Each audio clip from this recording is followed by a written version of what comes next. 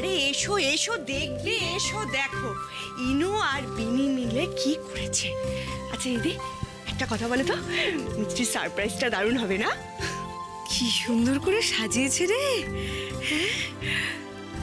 তুই বলতো বানি, কত বছর পর আমাদের বাড়িতে একটা নতুন অতিথি আসতে চলেছে। খবরটা শুনেই আমি যে কি করব, আমি আনন্দে আমি বুঝে উঠতে পারছিলাম না জানিস। আমি কি বলেছি জানো ভূতকে?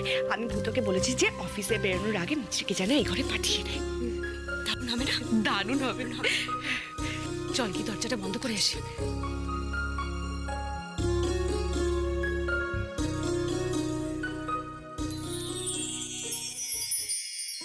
সারপ্রাইজ! আয় এদিকে আয়।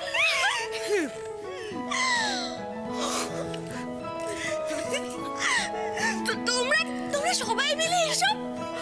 ওই জন্য ভূত অফিস যাওয়ার আগে ভুলে গেল আমাকে এই ঘরে আসতে। তুই আমাদের এত সুন্দর একটা উপহার দিতে চলেছিস, আর এইটুকু সারপ্রাইজ তো চলতেই পারে, তাই না?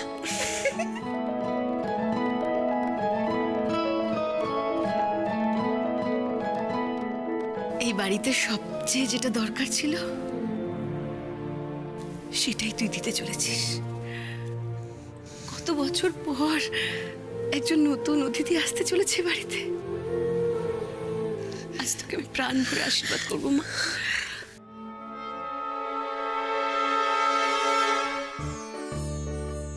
এখন থেকে লাফালাফি ছুটোছুটি একদম বন্ধ।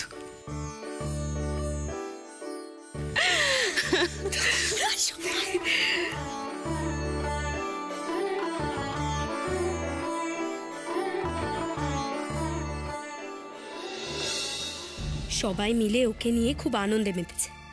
আমার সব কিছু পাওয়ার পথটাও বন্ধ করে দিয়েছে। এবার আমি কি করি দেখো।